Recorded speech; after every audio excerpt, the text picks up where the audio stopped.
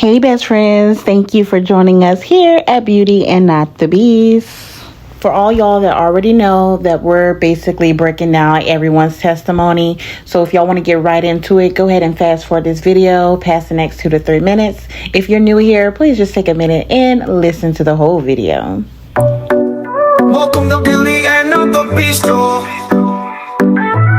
where conversations flowing hearts enthrall. We talk about life and love so sweet, and all the shows we love to binge and tweet. From relationships to social media trends, we share it all, our hearts we blend. Celebrity gossip and juicy rumors, we dish it all, no holds barred, no humor. So join us here in this magical place where laughter and love always embrace. Welcome to Beauty and Not the Beast, y'all.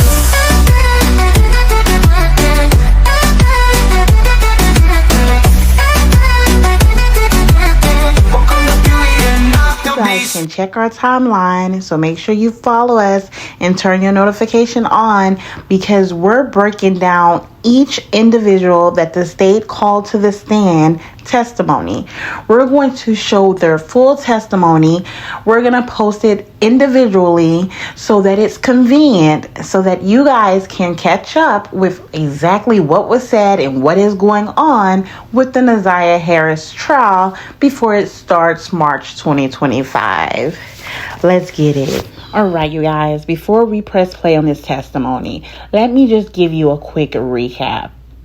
All right, so this trial is going to include a 13-year-old girl by the name of Naziah Harris, a grown man by the name of Jarvis Butts, and a whole lot of adults who failed Naziah. Now, on January the 9th, 2024, 13-year-old Naziah Harris got off her school bus only to never be seen again. Naziah was reported missing January the 9th by her grandmother, the same grandmother who adopted her. That grandmother's name, Annetta Harris. Now, Miss Harris said it wasn't like her to go missing, especially from after school. It wasn't like her at all. But that same grandmother did not report Naziah as missing until the next morning. Now, she didn't report her missing to the police. She actually waited. The school bus usually lets the kids out around 3 o'clock. She waited until the next morning after she dropped the other kids off at school. She went to Naziah's school and let them know that Naziah did not get off the bus yesterday. Now, I don't know about you, but that's a red flag on the play, because if you say it's not in her nature to go missing, and the bus usually gets out around 3:10, if your child's not there by the normal time, 3:30, especially 4 o'clock, I am calling the police. I am calling to school to see, did my child get on the bus first and what happened? But you don't even call the school. You wait until the next day to go and question the school or let them know. Whatever. Anywho, let's continue. Just giving a little background here. So there's video that shows Naziah leaving the school. There's video of her getting off the bus. The prosecution team says that Naziah met up with Jarvis and his co-worker, aka his business partner, King. King's real name is Cordell Wright. Now, I'm going to just insert this here that I feel like he could have had something to do with this as well. Okay? I do not understand why these two grown men met up with Naziah and took her back to their auto repair shop. Okay? Now, throughout this, you will hear testimony from another witness that says that Jarvis, King, and Naziah visit her home, which is about 30 minutes away from the auto repair shop. They visit her home to come look at a vehicle that she was having trouble with, okay? She states that they were there anywhere from 40 minutes to an hour. But she also confirms all three of them left together. Okay? Now, the prosecution team throughout this investigation finds out that Jarvis has been sending inappropriate sexual text messages to Neziah. Now, in return, Neziah, this poor baby, was also sending him messages. You know why? Because he has groomed her. Neziah believes that they're in a relationship. The text messages between these two started as far back as September 2022. Now, if you ask me, that's all we have a paper trail for. Maybe Neziah didn't have a phone before she was 11 years old, and he was doing this to her way before then. Who knows? But you guys, there's your recap. Again, follow us, hit the like. I have took time to break down each individual's testimony so that I can give you guys an individual video so that it's convenient that we watch the testimonies and we try to put the pieces together. So when this trial starts March 2025, we are ready. All right. I hope you guys have a lovely day. I'm about to press play. Good morning, Mr. Wright. Good morning. And Mr. Wright, do you have a nickname? Yes. And what's your nickname? King. Is that K-I-N-G? Yes, ma'am. Thank you. How old are you? 37. When's your birthday? 11/17. What year? 86. And Mr. Wright, back in January 2024, were you on an MDOC tether? Yes, I was. Okay. And what dates were you on tether from? From March 14th, 23 to March 28th of 24. And what were your tether restrictions back then? I could leave the house from 6 in the morning. I had to be back in by 9 p.m. Mr. Wright, do you know someone named Jarvis Butts?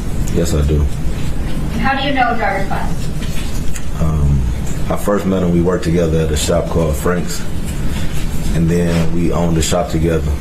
Okay. And do you see Jarvis Butts in the courtroom today? No? Yeah. Would you be able to stand up so you can look around? Yes.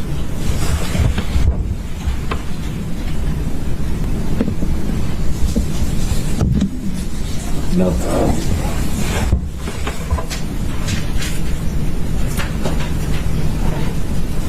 When did you meet Mr. Butts? 2018. And you said you two worked together initially at a place called Frank's? Frank's. All right. Where was Frank's at? He has a couple locations. He has 7, but the one I met him at was on Warren and Neff. Warren and Neff. Okay. And what locations of Frank's did you work at with Mr. Butts? Warren and Neff.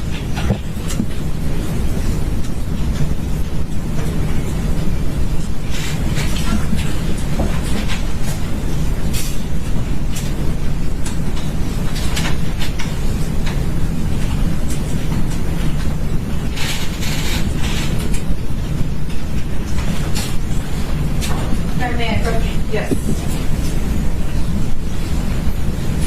And Mr. Wright, I'm approaching people's proposed exhibits 4, 5, and 6. Can you look at these and tell me if you recognize those? I recognize this one,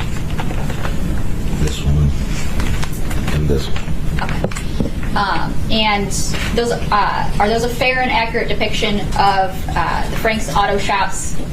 At least 2 of them on Warren and the other one maybe on Harper? Yes. Okay. Which is the one that's on Harper? The last one on the inside.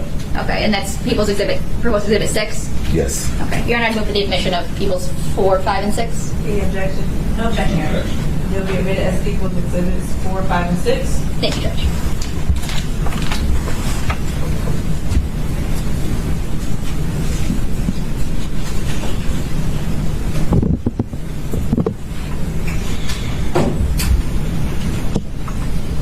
How long did did you work at Frank's with Mr. Buck? A few years. About how many years would you estimate? 2. And when did that change from Frank's to another shop? Maybe in 23 sometime. Okay. Would it be earlier in the year or later in the year? Maybe maybe in May. Well, maybe April, May. And then where did you guys work then? We got a shop together on 9,000 Connor.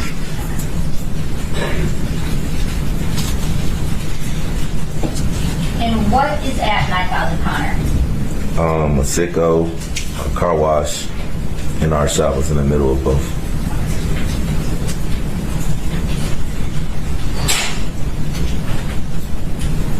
You're a man, Coach? Yes. Mr. Wright, I'm handing you what's marked as people proposed exhibits 7 and 8. Can you look at those and tell me if you recognize them?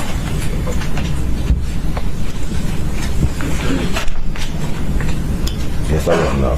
Okay. And are those a fair and accurate depiction of your shop at 9,000 Connor? Yes, it is. And you're not with the admission of people's proposed exhibits 7 and 8? No objection. They'll be admitted as people's exhibits 7 and 8.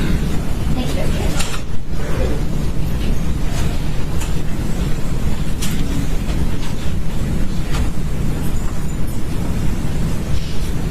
Who was it that you mainly worked with at 9,000 Connor?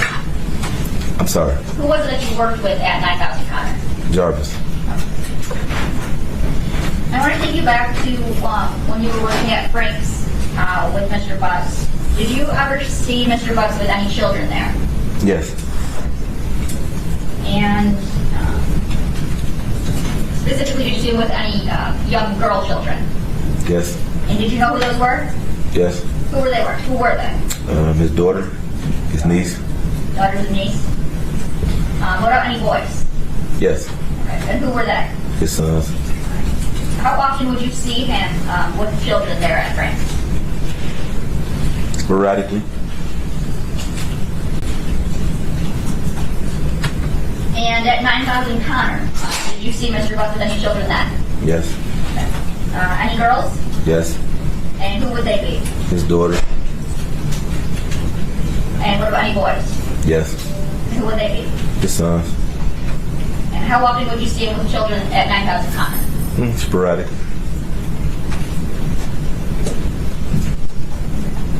And as it relates to this case, it's fair to say that you spoke with Detroit police a few times? Yes, about 4. About 4 times? Okay. That first time that you talked to Detroit police, do you recall about when that was? The first time was the day before Valentine's Day, so like February 13th. February 13th, and is that of 2024? Yes. Okay. All right. And at that time, were you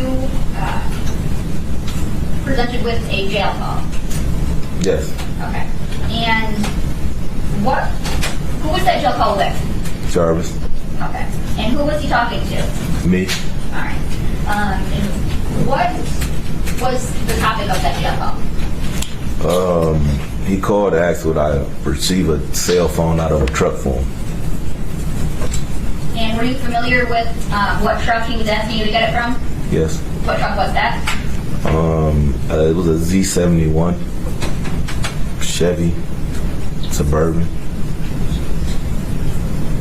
And did you know who that truck belonged to? Yeah, his baby mom or somebody he was dealing with. Okay. And do you recall listening to that jail call? Yeah, I recall. Okay.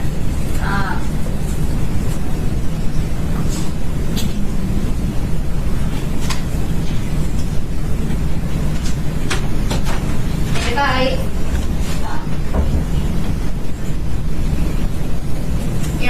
would move to admit the jail call from, I believe it's February 8th, 2024, between Mr. Wright and Mr. Travelz. Any objection? No objection. What's the exhibit number on that? Sorry, that's exhibit number 1. It'll be admitted as people's exhibit 1. Thank you, Judge. And may I publish? Yes, I give you co-host. Thank you, Judge.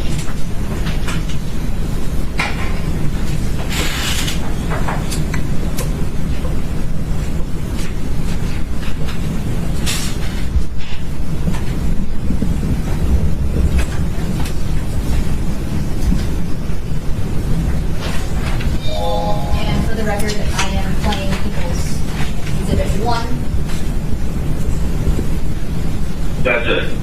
This is a one-time free 3-minute call from an inmate at Wade County Jail. Your phone does not collect calls. This call has been provided by Helming as a courtesy for friends and family. You cannot receive additional calls from this inmate until you call prepaid account. We can take your credit or debit card information over the phone and connect you immediately back to your call. This call is subject to recording and monitoring. Press 1 to accept all communications from this. Thank you for using Helming. My guy, what's up, man? Nah, shit, man. What's happening? Nah, shit, man. How you feeling? My bad, I missed your call. I was working like a motherfucker. I figured they said you was up there banging. They said you something banging. Yeah, you know it. What's up, my nigga? Who's that, huh? What's up, boy? You know it. Hey, shit. Man, I'm calling, man. These bitches, they put my money up on my fucking books, bro. Oh, yeah, take a minute for them to put that shit on there. Even if you walk in with it, man, they be playing it crazy. Yeah, man. I swear to God. They see that machine and shit. You show you straight, you need something. I mean, I'm about to give you a couple dollars for that, dude. Yeah, you know, I have some money on my books, nigga. I came in with money. Oh, yeah. Yeah, so they put this shit on my hookup. I was up under the tablet. I didn't come up $0. That's some bullshit. That shit crazy. Yeah. How is it, though? Man, that's some bullshit. I'm really gonna be quarantined on this whole shit, bro. Oh, yeah, they got you on that quarantine club for how long? 3 days? I don't know how long, nigga. Shit, I'm about to be the only one in this bitch on my part. You say, what happened? I said, shit, I'm about to be the remember me and being young enough in this motherfucker, you want these boys up in this bitch. Okay. Yeah, so. What you need? Huh? No, I was asking what that customer needs. Man, listen. You straight? Yeah, I'm good, my nigga. Huh? So yeah, I'm good, oh, shit, yeah. You got a policy number, right? Yeah. So, Dig, I need you to call her one day, nigga, and get that truck up there, nigga. Get my phone out there back seat, bro. Oh, man. All right. Well, I'm going to get the truck up there. What will tell her? Tell her you gonna, you fuck around and lost your car that there too when we was moving the, radio. Okay. Just wanna see. Now, All right. I said It would. You have 1 minute remaining for this call. reach behind that back seat. Where? Yeah. So you reach behind that back seat, bro. The box right there. Straight behind the middle of that back seat, bro. Okay, under it or in the back or in the back In thing? the back, right in the back of the seat, bro. Okay. On the second row. I got what I need the key. You know you took the key. You took the key to the gate. It's the same key. I don't got that key to it. Yeah, you do. It's the same key to the lock and door. Oh, okay. I didn't know that. All right. Yeah, it's the same key, bro. Now, you know I got to. I'll put the money on the phone later, man. When I get around, baby, I will put the credit card. You? I call my wife and have her bring up the tea. No, I don't need it though. If you said the same one, I got it. So I don't need it right now anyway. Just when I get the scrap out of there. Okay.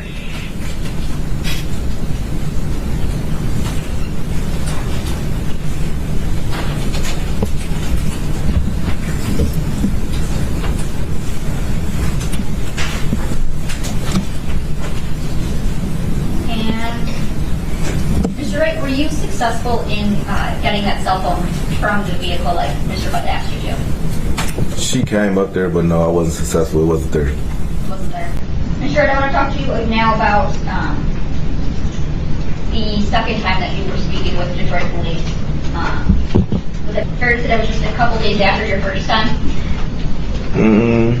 It was not long, a few weeks maybe. I was off tether at that point, I believe. Okay. And do you recall talking about fixing a red Jaguar and going to Ypsilanti? Yes, I do. Tell me about how many times did you and Mr. Butts go to Ypsilanti? I believe it was either 2 or 3. Okay. All right. And tell me about how did that come about? Whose red Jaguar is this? My son's grandma. Your son's grandma. So she called, said she was having some problems with it, and asked if we would come look at it, which is not unusual. We do house calls depending on the person and where it's located, but this is my son's grandma, so of course we're gonna make the exception.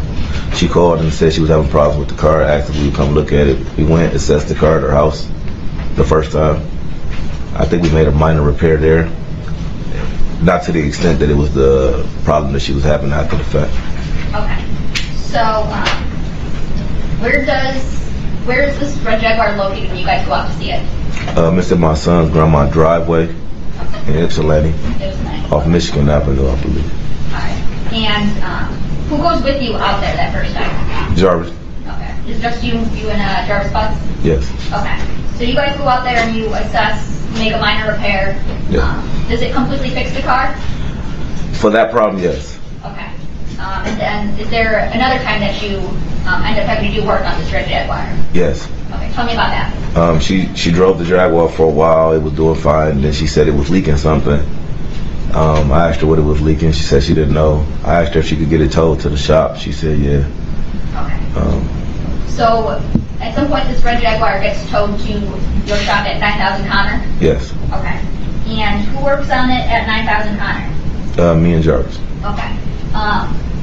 And what do you do when you finish fixing? Do you ever finish fixing the red Jaguar? Yes. Okay. And what do you do when you finish fixing it? We take it back to her. I called her first and asked her how she was planning on retrieving the vehicle. She said she was going to tow it, and I didn't want to cost her no more money, so I told her that we could bring it. Okay. And do you recall if that was on or about January 9th of 2024? It was on.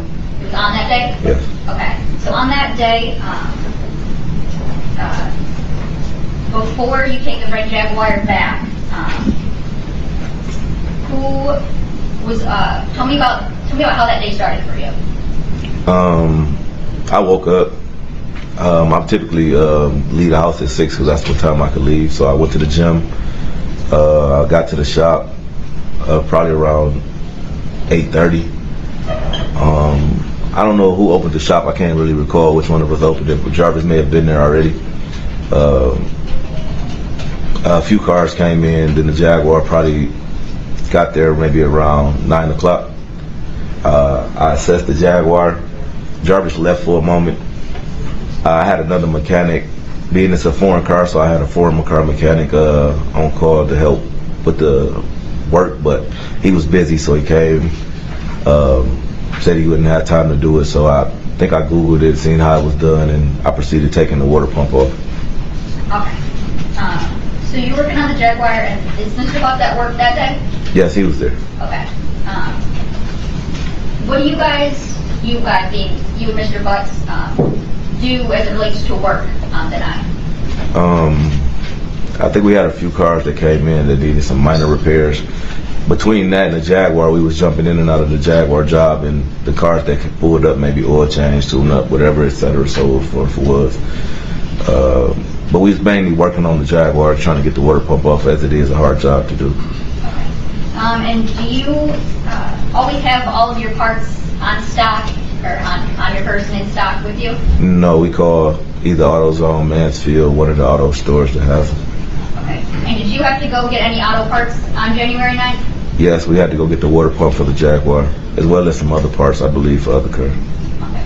And when you go and get parts, is it usually just one of you, both of you, or something else? That depending. If it's a car there, then one of us will stay. If it's not a car there, we go together sometimes.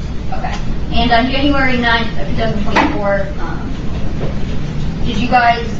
did one of you guys go to the auto parts store, or did you both go? We both went. Both went? Okay. Tell me what happens when you go to the auto parts store. Before that, I called them. They ordered the water pump, so we went and picked it up when they called and said it was in. We went to AutoZone, got the water pump. On our way back from AutoZone, I believe we forgot something, so we ended up turning back around, going back to AutoZone, grabbed whatever we forgot, came back, and on our way back, we was coming down Harbor. Jarvis said, "I see my niece right there. She walking." We pulled into Angel's liquor store. I still didn't see her. He pointed across my face, said she right there. She was coming across the street at that time. She got in the truck with us. She spoke, "Hi King, hi Jay," and we proceeded back to the shop. Okay. So when you guys are driving to these auto parts stores, who's driving? Jarvis, Okay, and where are you at? passenger seat. Okay. And you said when you guys are heading back to the shop the second time, that's when you said Jarvis spots someone. Yes, Who does he say that he spots? his niece. His niece. Okay. And do you recognize his niece? Yes, when I see her, when he pointed her out to me, yes, I recognize her walking across the street. Okay. And so you guys pull over. Where does she get into the car at? I believe she getting behind me, so the back seat behind me. Okay. Does Jarvis say anything to her? Yeah, she speaks to both of us, and we speak back. Okay. What does he say to her? Hi. Hi. Okay. And where do you guys go after you pick up his niece? Back to the shop. Okay, and that's at 9,000 Connor? Yes. Okay. And what do you guys do when you get back to 9,000 Connor? He back in. We get out. We proceed to working on the Jaguar. I may have got out the car first with the parts, and he was in the car with her for a second. I got out, started working on the Jaguar. And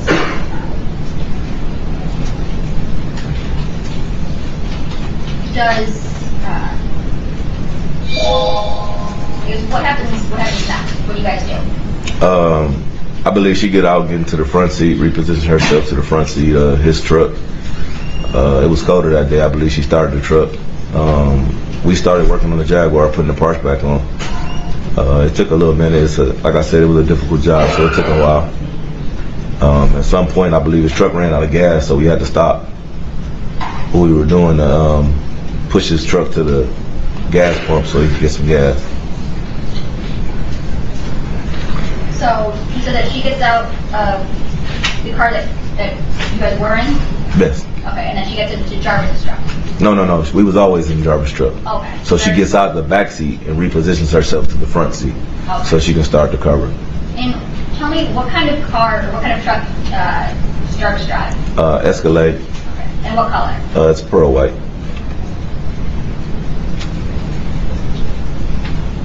Okay.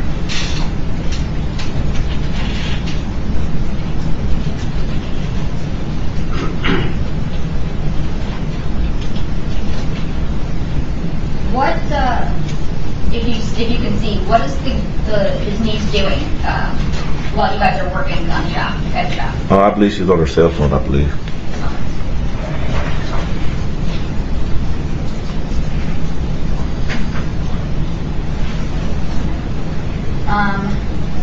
Does Jarvis ever take his niece anywhere while you guys are working at the shop? No. No? Okay. Did you ask him if he was going to take her home at all? I believe I asked him, was he going to drop her off when the truck ran out of gas? We had to push it to the pump. It was just a distraction from work, so I asked, was he going to drop her off? He said no. And did you finish working on the Jaguar that day? Yes. Okay. And what happens after you finish up on the Jaguar? I called my son, grandma, and asked her how she was going to retrieve the vehicle. She said she was going to tow it back. I told her she didn't have to do that. That was just spending extra money. So I asked Jarvis, was it all right if we dropped it off? He said yes. And we started making preparations to do so.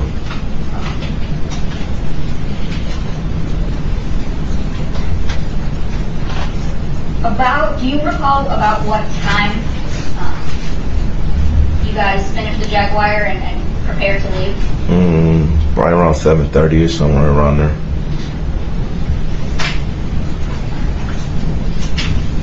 When do you guys eventually leave the shop? Yes. Okay. And tell me about who all leaves the shop? Me, Jarvis, and his niece. Okay. And tell me about the driving arrangements. So I drove my 300 and Jarvis drove the Jaguar. And where was his niece at? She was with him in the front seat of the Jaguar.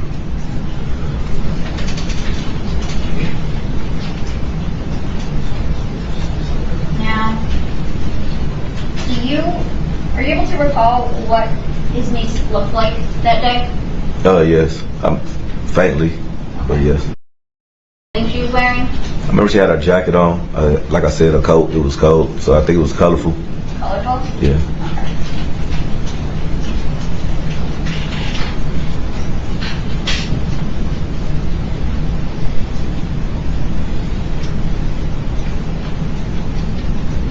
And may I approach? Yes. And Mr. Wright, I'm approaching you with People's Proposed Exhibit 2. And I'm going to direct you to the top left corner.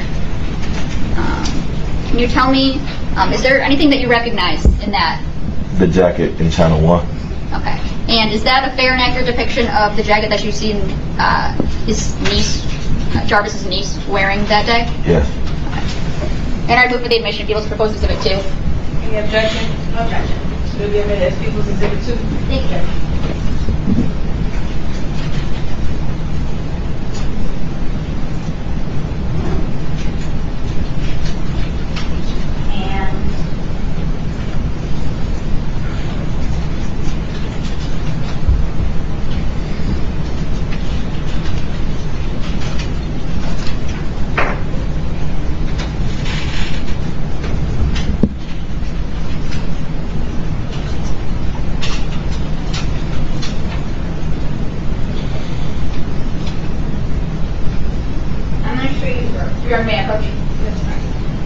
And I'm showing you its marked People's Proposed Exhibit 3.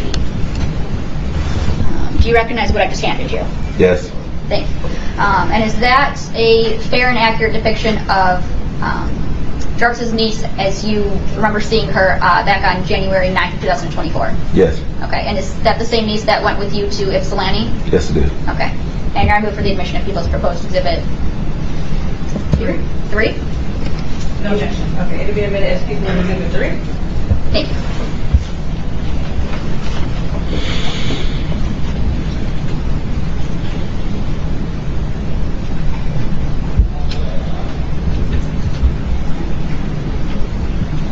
So,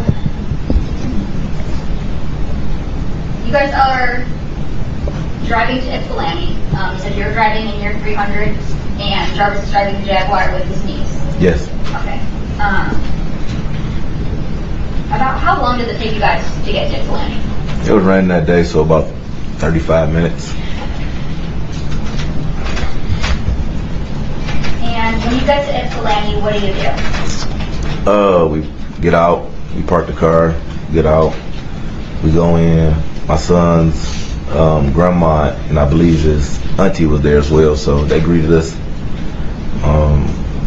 They'd spoken to him before, so they greet him. And then my son, grandma asked who the little girl was. And did you introduce the little girl? No, Okay. Who introduced the little girl? Jarvis did. And what did Jarvis introduce her as? His niece. And about how long do you guys stay in Ypsilanti? Not long, maybe 15 minutes or so.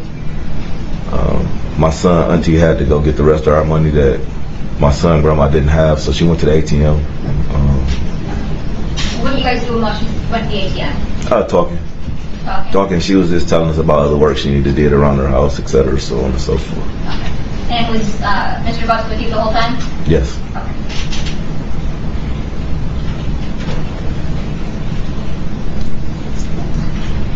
So, you guys eventually leave Ypsilanti? Yes. Okay. And tell me about the driving arrangements coming or leaving Ypsilanti? At this point, we only have one vehicle, which is mine. We get in, driver's in the front. I believe Naziah sat behind me. Sat behind you? Yes. Okay.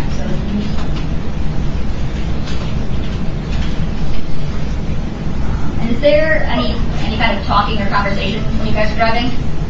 No, I got sounds in my car, so no.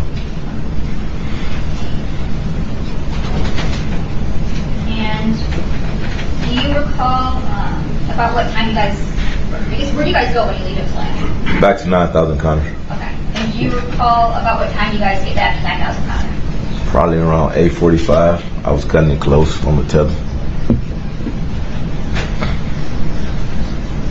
What do you do when you get back to 9,000 Connors? Opened up the shop door where he left his truck in one of the bays, so we opened up that bay door, went through the gas station, because that's the way we entered the shop, went through the gas station, opened the shop, opened one of the bay doors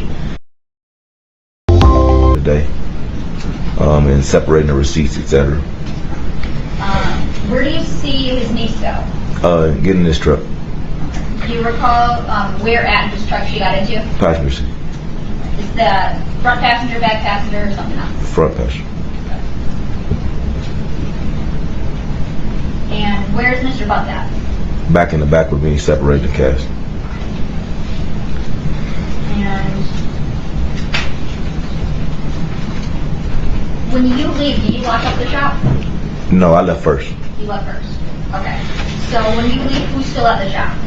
Jarvis and his niece. Do you see them leave the shop at all? No.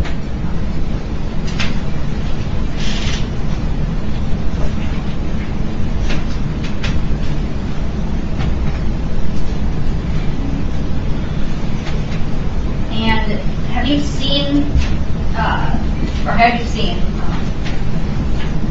Jarvis's niece, the one that was with you on the 9th? Have you seen her since January 9th, 2024? No.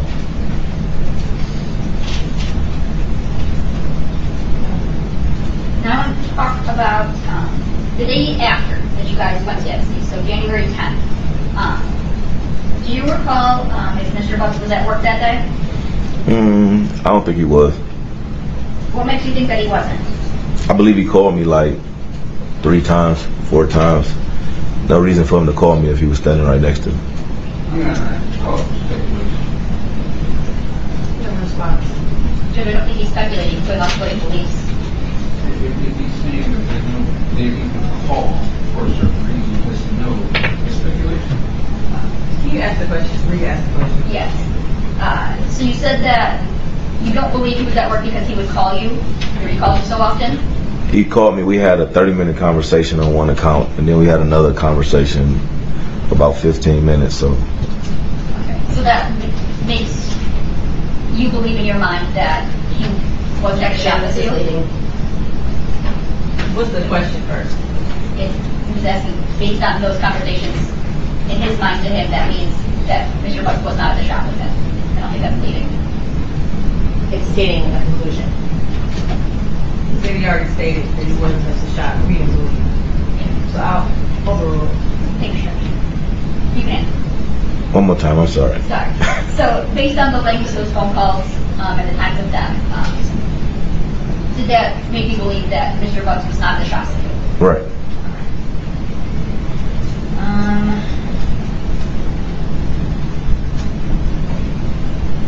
Did Jarvis Bucks ever mention to you about his niece being missing? No.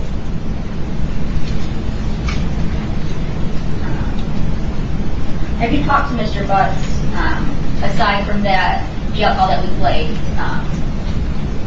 since turning himself in? No.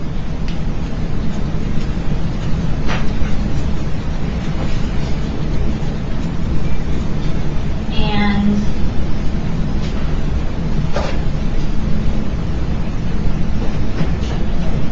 do you know someone, do you know any of Jarvis's siblings?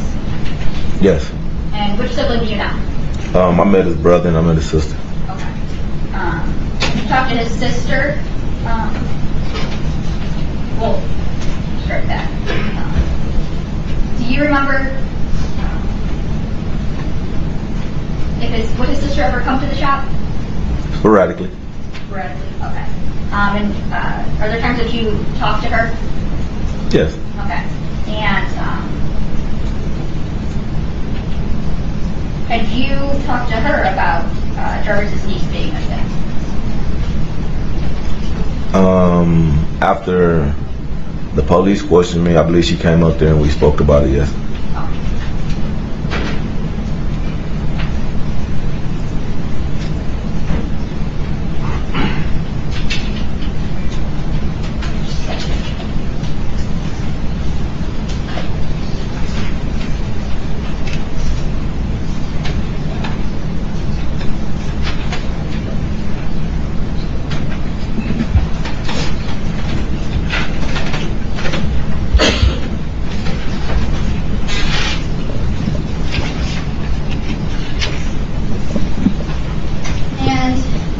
Right. I asked you earlier about if you'd seen Mr. Butts in the courtroom. You said that you couldn't see him. Yes. Fair? Okay.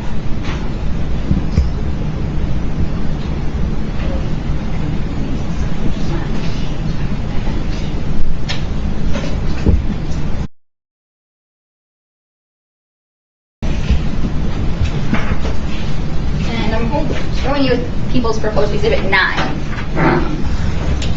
Can you tell me if you recognize that photo? Yes. And who is it in that photo? Jarvis. Okay. Next, Jarvis Butts? Yes. Okay. Now I move for the admission of People's Proposed Exhibit 9. Okay, exhibit as People's Exhibit 9. Thank you.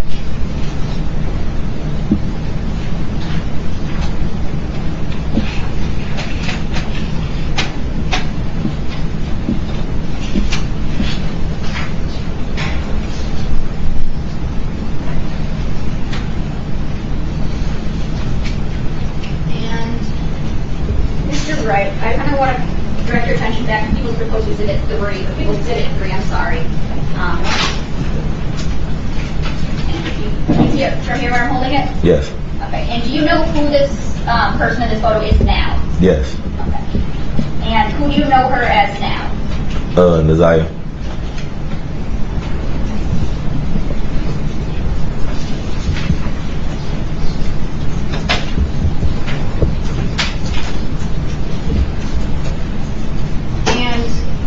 The next time that you see Jarvis Butts after January 9th, 2024, do you see any injuries on him?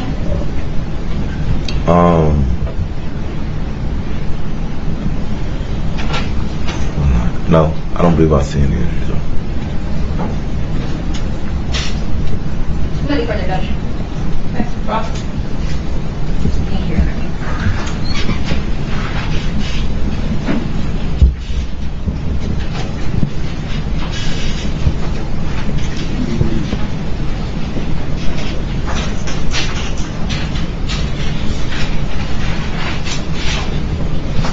Good morning, Mr. Wright. Good morning.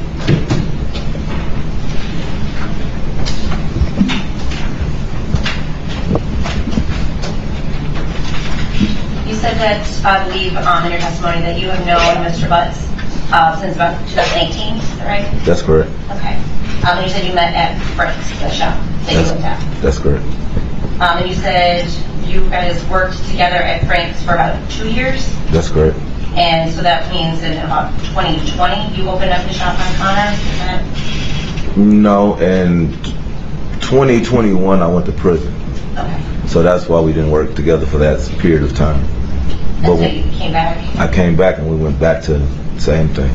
at Frank's? Yes. And what year was that? That was 2023. Okay. And so then how long after you came back were you, the two of you at Frank's together? Maybe a few months to maybe like the middle of the year. So maybe around either June. It was before summer, so maybe around April. It was still a little cold outside. Okay. So like early spring of 2023 is when you said that you think that you opened up the shop at 9:00? Yes, it could have been earlier than that, but yes, around about. And so you became business partners? Yes. 50-50 business partners? Yes. Okay. You can also consider Mr. Butts a friend at that point? Yes. As far as the business arrangement, you said it was a 50-50 split. Did you split it every day at the end of the day? Or? Every day at the end of the day. Okay. Now back around the beginning of 2024, maybe the end of 2023, were you seeing a woman in Clinton Township? A woman in Clinton Township? Yes.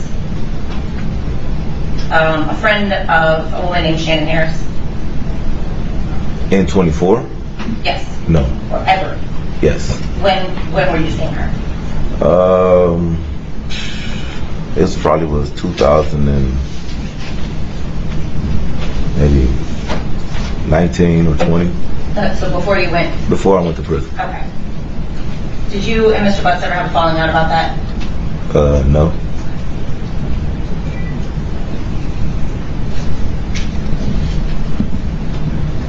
Now you and Mr. Butts, did you talk about your personal lives?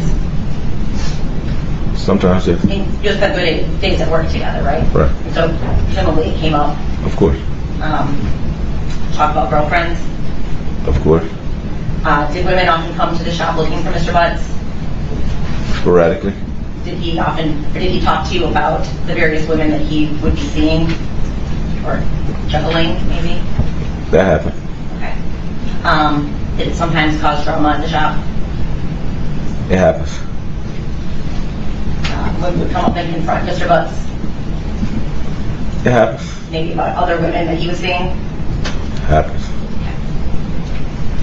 Did you ever feel like that was affecting the business? Not at Frank's. What about at the business that you owned at Connor? No, it didn't happen as much there. Didn't happen as much at Connor? Right. Okay.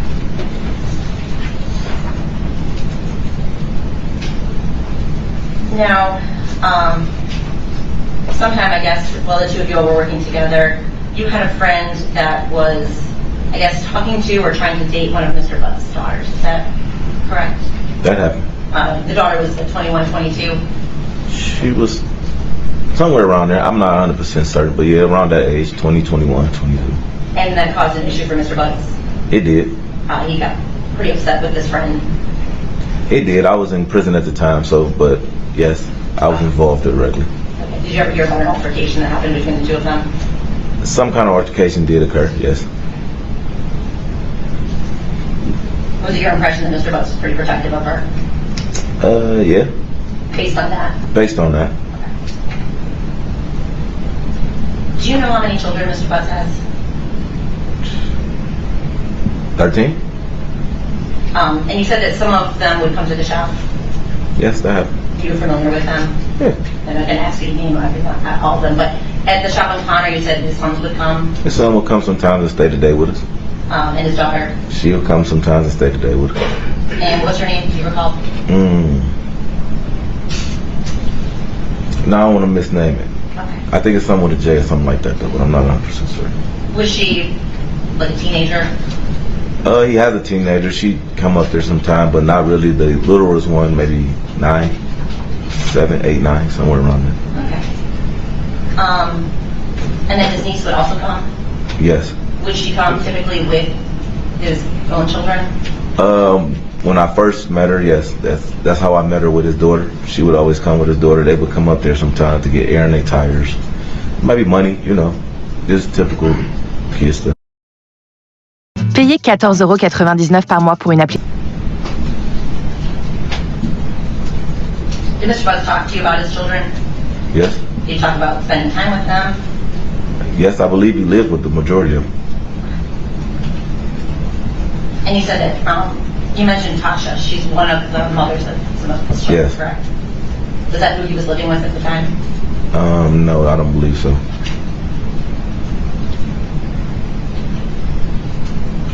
Now, you said, I believe in your testimony, that you had been to Ypsilanti twice with Mr. Butts. Is that? Or 3 times, one of the. Yes. It possibly could have been 3. It could have possibly been 3. I'm not 100% certain. Okay.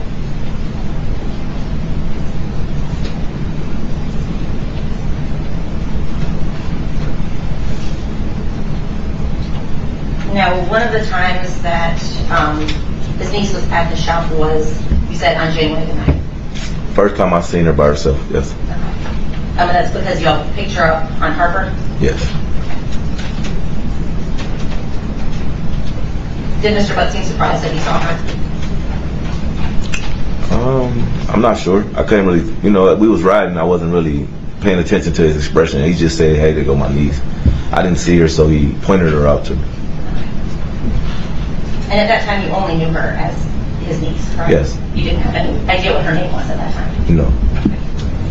And in fact, the reason you learned her name was when you identified that picture that was just shown to you, and the police told you what her name was. Is that fair to say? That's fair to say.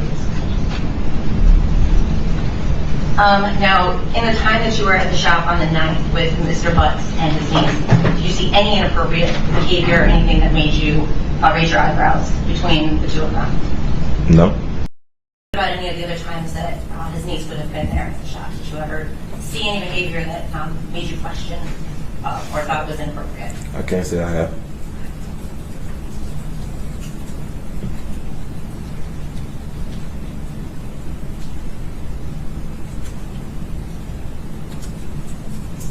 Now, the three of you rode back from Ypsilanti on January 9th. That was your testimony, right? Yes.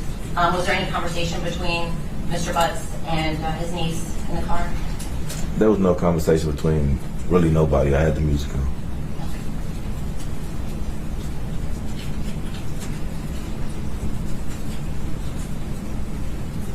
And I'm going to back up to earlier in the day when the three of you came to the shop the first time after you picked her up on Harper. Okay. You said that she pretty much stayed in Mr. Butts' car the whole time? Yes. She said she was on her phone? Yes. Did you ever leave the shop at all after that before you guys went to Ypsilanti?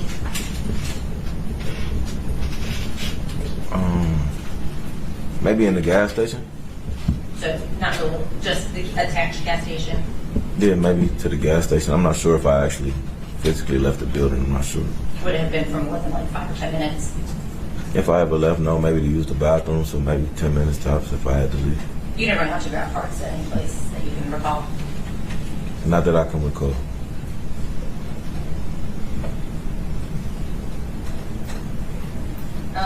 Now, after January 9th, what was the next time you said that you saw Mr. Butts? The 11th. The 11th. Okay. He was not at work on the 10th? No. Okay. Were you there on time on the 10th? Do you recall? I'm never on time. What time did you come in on the 10th? Probably about 8:40. I go to the gym, so we open at 8, but I'm never there at 8, so I probably got there maybe 8:49. And on the 10th, were you the one that opened the shop? Yes. Now, you were aware at that time that Mr. Butts was supposed to turn himself in and serve a jail sentence in William County Jail. Is that correct? Yes, I am. You had talked about that, obviously, because he was going to have to leave the business for a while. Correct. Okay. And you actually went to the courthouse on the day he turned himself in to support him, right? Yes, I was there. And he was going to be serving time on a gun possession charge, is that right? That's correct. If you know. That's correct. Okay. And because you were kind of paying attention to what was happening, you understood that the court date had gotten changed a few times? Yeah, he told me that it had changed. So I believe he was supposed to get sentenced on the 9th, but it got pushed back to February the 7th. So I learned that through him. I didn't go to court with him that time, but just when he got sentenced, I went to court with him that time. Are you familiar with any court dates that he had out in Clinton Township around that time? He did say he had something going on with his daughter, I believe. I believe it was domestic with his daughter of some sort. So yeah, I was familiar with that, I believe. And was he going to court for that at that same time? Around about, I believe it was supposed to be, yes. Now, you got involved because at some point you became aware that the Detroit police wanted to talk to you back in February. They came to the shop and picked me up. Okay, they actually took you down to headquarters. Okay, and that was the first time on February 13th, is that right? That was February 13th, day before Valentine's Day. Then you said you spoke with them again a couple days later. Yes, I believe the first time I spoke with him, I was still on tether, so it had to be sometime after I was off tether. Yes. And then you spoke with them again in March, right? Yes. And was that a phone conversation? No. All of our conversations was via person. Okay. And then a couple weeks ago, did you also speak with the police Yes. and the prosecutors? I don't know if a prosecutor, but yes, I believe she was there. As far as you can remember? Yes. Okay. Now, in February, when you were talking to the police, by that time, had you seen anything on the news or on social media about who you later learned was Mr. Butt's niece? No. So at the time you were interviewed by the police, you didn't know anything about? No. Okay.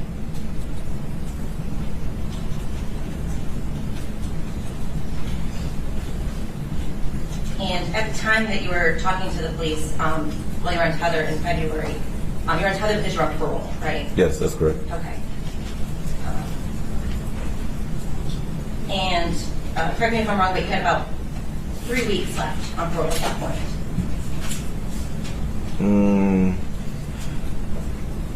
Not 3 weeks. In February? Yes. I had 3 weeks left on tethered.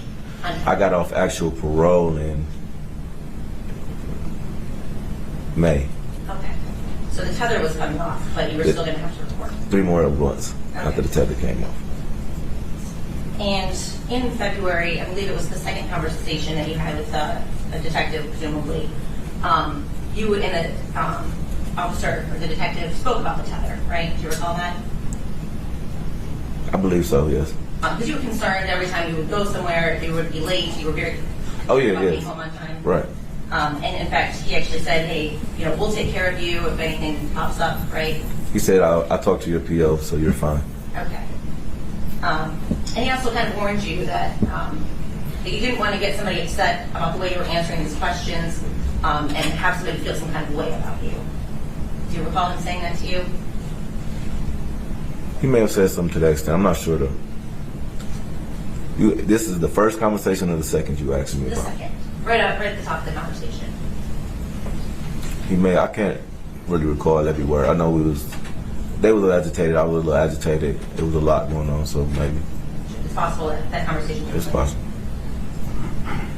Did you understand any of his statements while you were talking to him to mean that the police wanted you to give answers, and if you didn't give answers that they could mess with your parole or your tether status? False speculation, Judge. It goes to his state of mind. But he doesn't know what happened. It's about what he believes might happen and could impact what he said.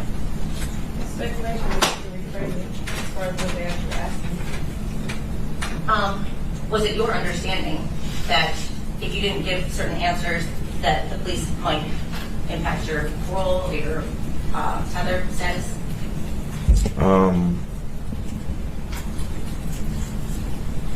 Was that a concern of yours? I mean, it was already affecting my tether, so I wasn't really, concerned about how he placed his questions upon me, no. So, more of the concern was my being picked up by the police. Police contact is a violation of parole within itself, so I was violated for the police contact regardless to whatever he was saying. You get what I mean? So, no, I don't believe it impacted anything at all, actually. But your parole wasn't actually revoked because they took you to the station and interviewed you, right? No. Now, we talked a little bit about this a few minutes ago. Mr. Butts was juggling a few different women during the time you knew him. Yes. And it was hard to keep up with all of his baby mamas. It wasn't my job, so yeah. And what he said weren't his baby mamas. Right. Did you get the impression from Mr. Butts that he didn't want these women to know about each other? Of course. And a woman named Tasha was one of Mr. Butts' ladies. Yes. And that was one of his baby mamas. Yes. To my belief, yes.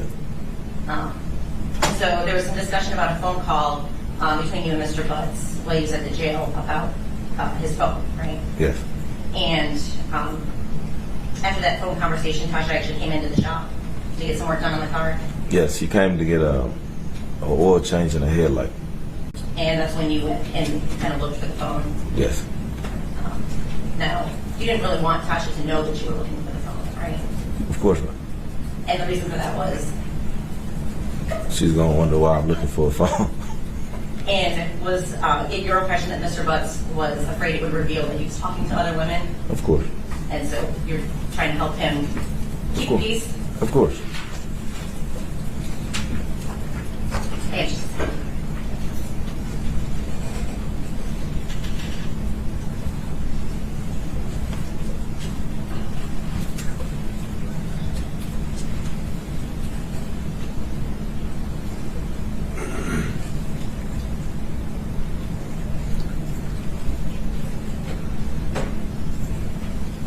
I think the testimony was on the 9th, and correct me if I'm wrong, but there was an issue during the day. Mr. Butts had his Escalade there, is that correct? Yes. And he had run out of gas.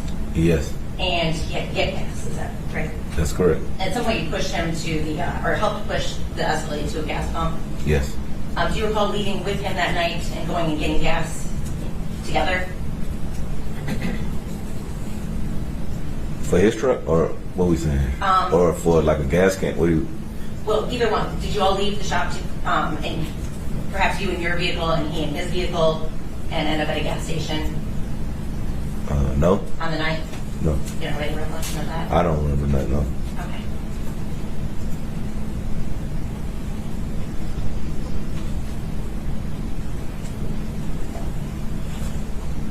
I think that's all I have. Thank you. Can you redirect?